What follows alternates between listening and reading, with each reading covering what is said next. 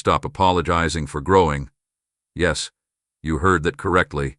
Stop apologizing for growing, because what feels like loss right now is actually transformation, and what feels like tension is evidence of elevation. I say this as the one who formed you, who has seen every hidden tear, every silent compromise, every moment you shrank yourself to keep the peace. Stay with me, because I am about to show you why your growth is not rebellion, not arrogance, not betrayal, but obedience to my design.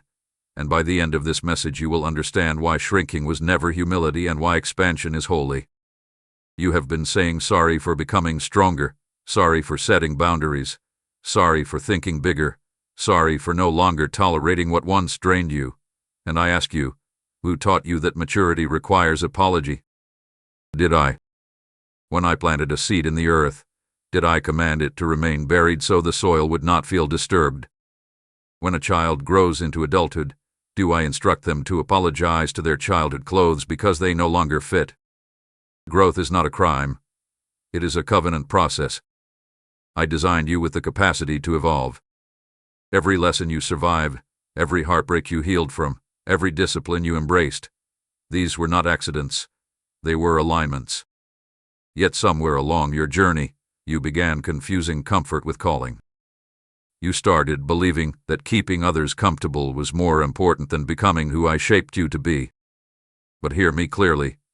I am not committed to preserving the version of you that was built in survival mode. I am committed to revealing the version of you built in purpose. The reason growth feels uncomfortable is because it stretches identity. It pulls you out of familiar patterns. It exposes relationships that only worked when you were smaller.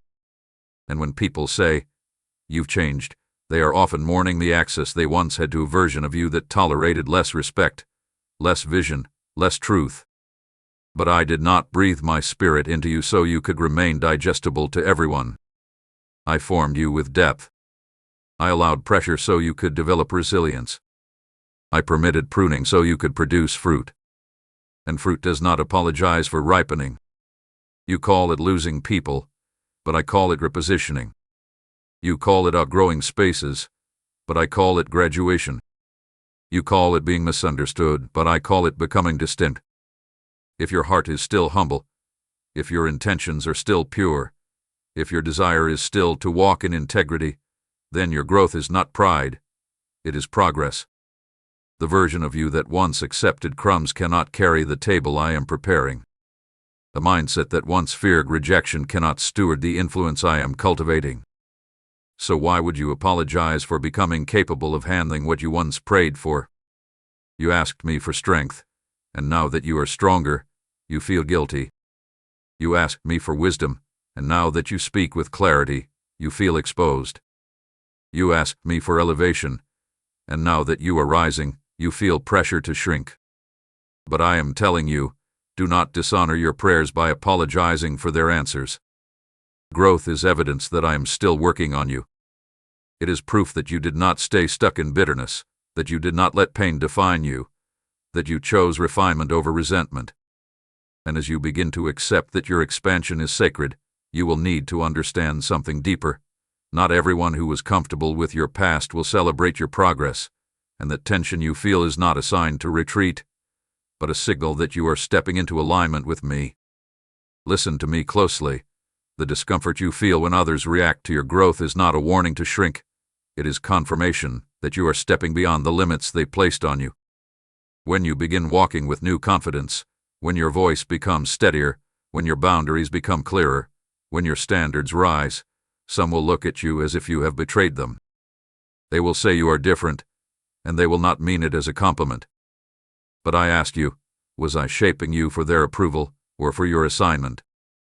You were never called to be a permanent reflection of someone else's expectations. I see what they cannot see. I see the nights you cried and decided to heal.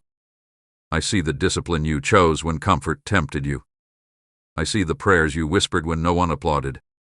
And now that those private battles are producing public strength, do not be surprised if some grow uneasy.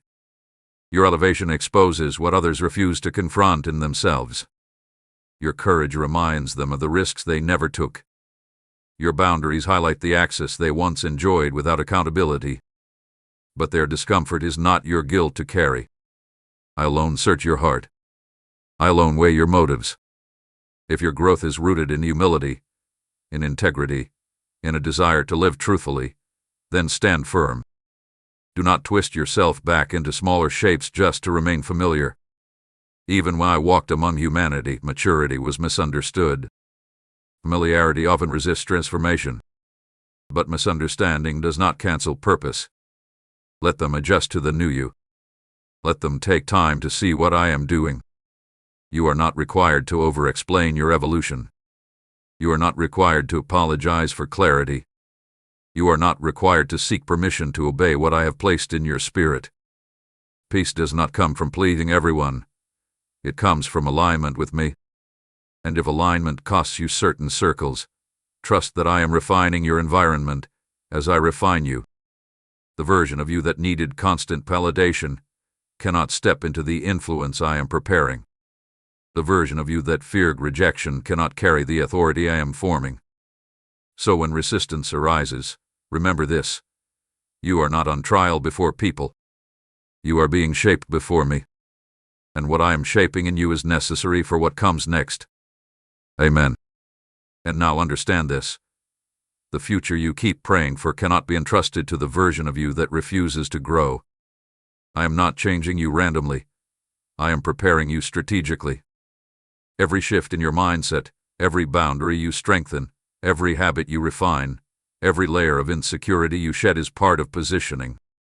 You call it losing comfort, but I call it gaining capacity. You call it outgrowing people, but I call it outgrowing limitations. The opportunities ahead require discernment. The responsibilities ahead require resilience. The influence ahead requires emotional maturity. If you remained who you were 5 years ago, you would sabotage what you are asking me to release. So when you feel yourself becoming more focused, more disciplined, more protective of your peace, do not panic. That is preparation. You are not becoming distant. You are becoming discerning. You are not becoming cold. You are becoming clear. You are not becoming prideful. You are becoming positioned.